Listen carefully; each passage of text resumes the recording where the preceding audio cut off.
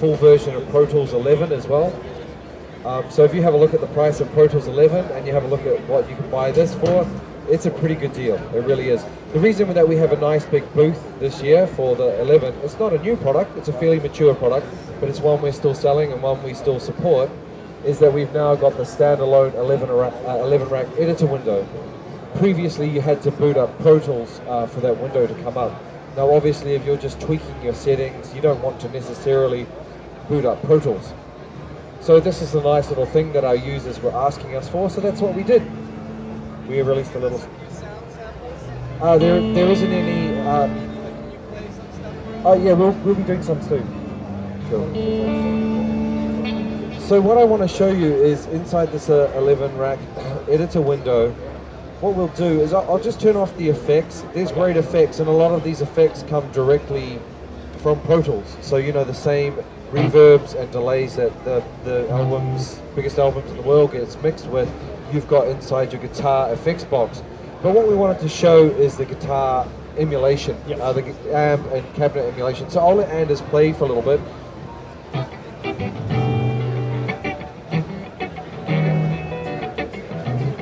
So at the moment we're going through a 4x12 cabinet, so a pretty big cabinet, right? And while he's still playing, I'll change it down to a little 8-inch driver, which you might find like in an old all-in-one. So straight away the sound's more compact, and that same amp is driving a little speaker, so it gets driven much, much harder. And I'll change it back while he's playing. So you can hear the low ends all back. It really changes the character of the sound. So there's a whole range of different cabinets in there, as well as a huge range of amps. If I go to something a little bit heavier, so you'll probably recognize what that amp is just by looking at the graphic there. So as I said, it's a standalone unit for live as well as recording. So you just switch it on, you don't need the computer. But of course if you're playing live, you need to be able to control things without using your hands because you're playing guitar and drinking beer. So what you need to do then is we support continuous controllers, just a pedal you can buy like from Roland or someone, like a volume pedal we also can use to control our wah pedal. It means there's no audio going through it, you don't have to worry about the cables, there's no batteries, no adapters, you just plug it in and it just works.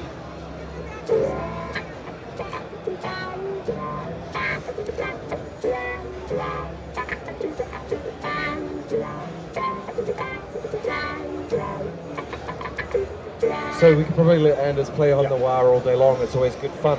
But something we've been playing with, and some of the benefits of having all of the effects in one unit, you can actually control multiple things at the same time with the one pedal. So we can control up to 4 different parameters all at once. Now, a way you could use this, for example, is if you're playing guitar and you're just playing in the verse, you want it reasonably clean, and as you get into the choruses, you want to dirty it up. So you could have your distortion, maybe some reverb and tone, all being driven by your pedal. So as you go through the song, we can vary the amount.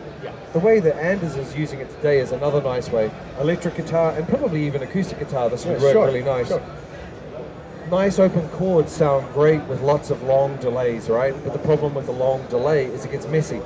If you change key or have a discordant note, it's just going to keep on going and it turns into this big wall of mushy sound. So what we've got here is the chorus, the feedback, how long the delay goes, and the size of the reverb, all controlled on the pedal. So I'll let Anders show what we can do using that. Sure. So I have 2 positions that I'm going to use with my pedal here. So in the up position, the feedback and the reverb would be very, very short, like in the down position. Just a little slap, right? Yeah, sure. And then down position is like it continues. Okay. So if I use the down position and play chords, it's like it's get messy. And so as you can hear, it just keeps on going. All the chords combined together, it just turns into mush, basically. So using the pedal, yeah, sure, that would be really different. So in between each chord, he's tidying it up. So even if he goes off key, which one of those chords were, yes, it doesn't get messy. It's fine.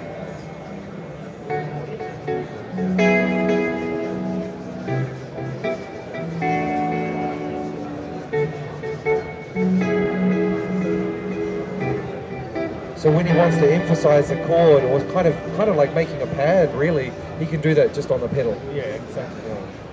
Do you like to play it only a couple of chords too? Because All right. So he doesn't more feel lonely. No, okay. So let's do it again with some nice chords for my friend Daniel.